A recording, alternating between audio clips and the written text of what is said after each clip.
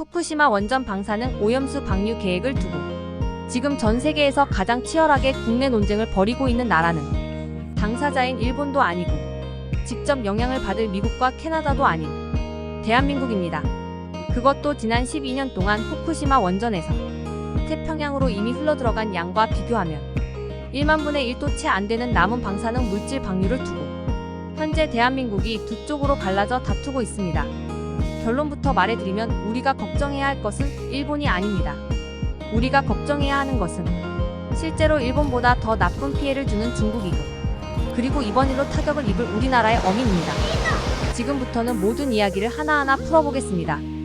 1990년대 러시아 해군이 동해에 방사능 폐기물질을 무단 방류해왔다는 것을 실토하자 인접국인 일본 정부가 가장 심하게 항의를 했습니다.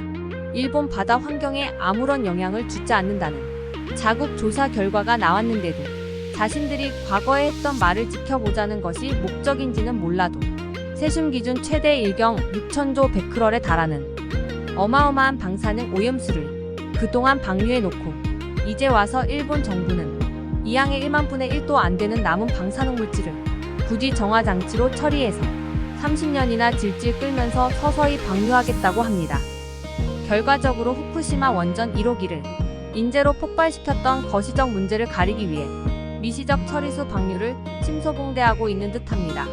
과거 했던 말에 책임을 지고 국제협약을 성실히 지키는 모범국이라는 것을 보여주려고 남은 소량의 방사능 물질도 절차에 따라 꼼꼼하게 방류하겠다고 선전하는 것이 아닌지 의구심도 들지만 결과적으로는 유독 한국에서만 자중질환이 일어나고 있는 상황입니다.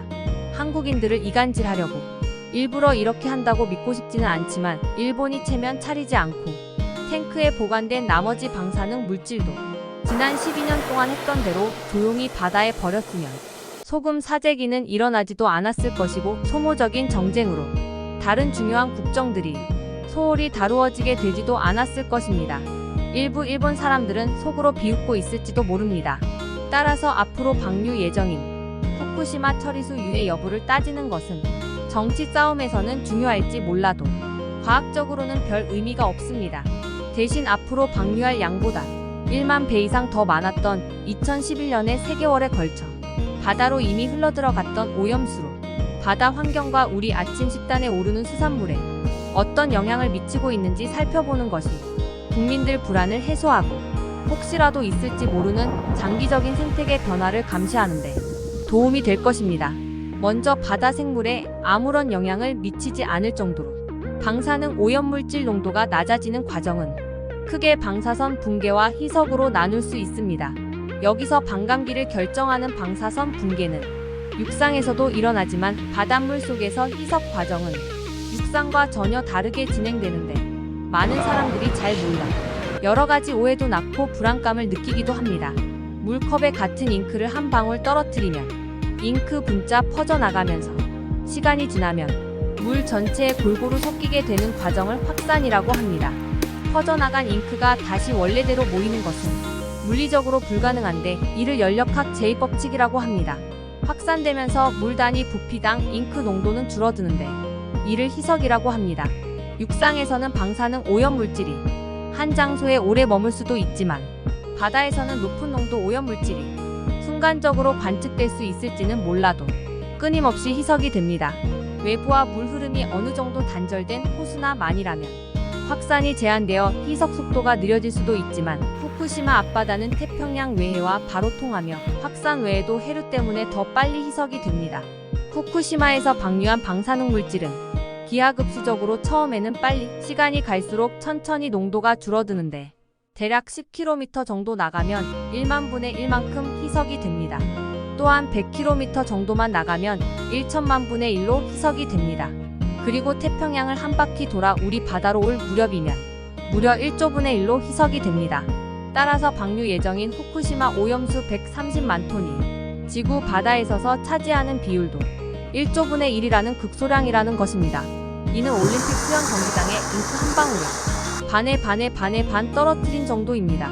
바다에서 이렇게 흩어져 희석된 오염물질은 연력학 제2법칙에 따라 다시 모이는 일은 물리적으로 불가능하지만 생물학적으로는 일어날 수도 있습니다. 오염물질이 생물 몸 안으로 들어와 농도가 높아지는 것을 생물축이라고 하며 먹고 먹히는 관계에 따라 먹이사슬을 따라 상위 영양 단계로 갈수록 농도가 높아질 수 있는데 이를 생물증폭이라고 합니다. 먹이사슬 단계 하나씩 올라갈 때마다 최대 10배까지 농도가 높아질 수 있으니 영양 단계 4단계 정도인 물고기에서는 이론적으로는 바닷물보다 약 1만 배까지 농도가 높아질 수도 있습니다. 그러나 바다에서는 100km만 나가도 오염물질 농도가 1000만 배 정도 줄어들기 때문에 이런 생물증폭은 해양 생물에 별 영향을 미치지 못한다는 게 사실입니다. 또한 후쿠시마에서 방류했던 오염수 세슘 농도가 가장 높았던 시기는 2011년 4월 초로 사고 전보다 약 5천만 배나 높았는데요.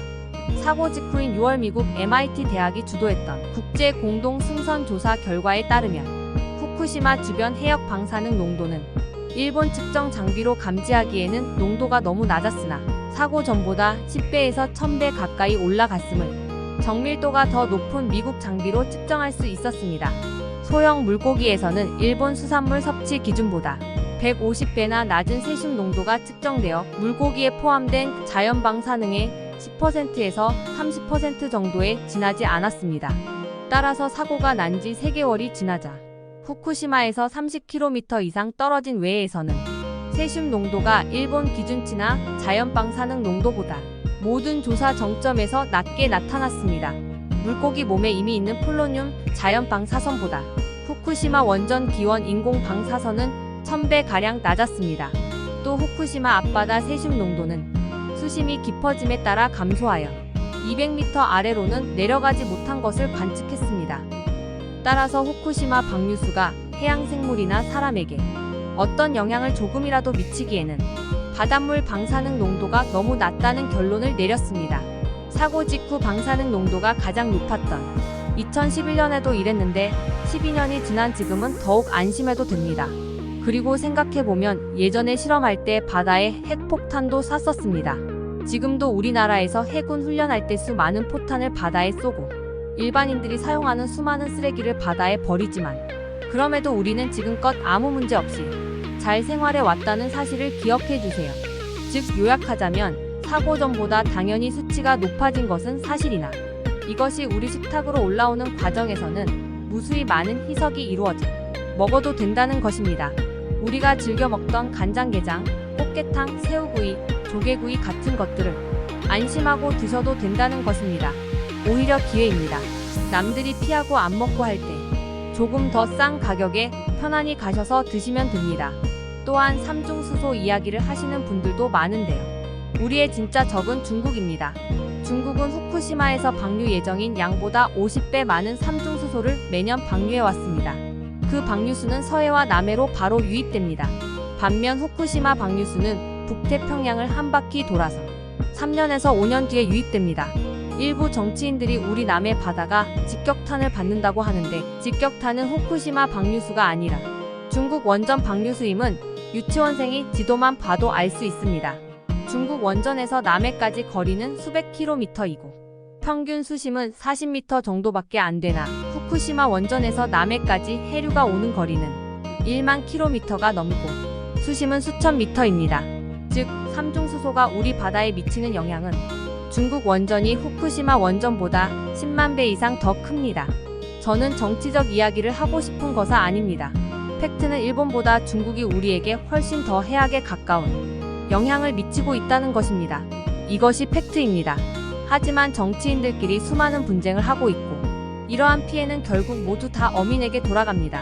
정치인들은 아무 책임도 지지 않습니다. 그저 한 표를 더 얻기 위한 한 번뿐인 말과 행동입니다. 그렇지만 어민들은 실제로 자신들의 업을 잃고 살아가던 생계가 사라집니다. 몇 년만 지나도 이번 일은 광우병 사태처럼 기억될 것입니다. 지금 우리들 모두 미국산 소고기 잘 먹고 있습니다. 방사능과 바다 모두 사람들이 잘 모르기 때문에 막연한 불안감을 느끼는 것은 당연하나 교육과 학습을 통해 서서히 해소될 것입니다. 오늘의 영상 요약해드리겠습니다. 첫째, 우리의 해산물 먹어도 됩니다. 둘째, 일본보다 큰 문제는 중국입니다. 셋째, 어민들은 이번 일로 실제로 힘들어합니다. 넷째, 그렇기에 어민들을 도와야 합니다. 저는 어떠한 정치적인 견해도 말하고 있지 않습니다. 그저 이 땅에서 힘들게 살아가는 어민들이 안타까울 뿐입니다. 오늘 영상이 도움이 되셨다면 가족이나 친구들에게 공유해주세요. 주변인들의 건강을 먼저 챙겨주세요. 더 좋은 영상을 제공하겠습니다. 구독과 좋아요 잊지 마세요. 알림 설정도 잊지 마시고 저는 계속해서 좋은 건강 비밀들을 제공하도록 하겠습니다. 감사합니다.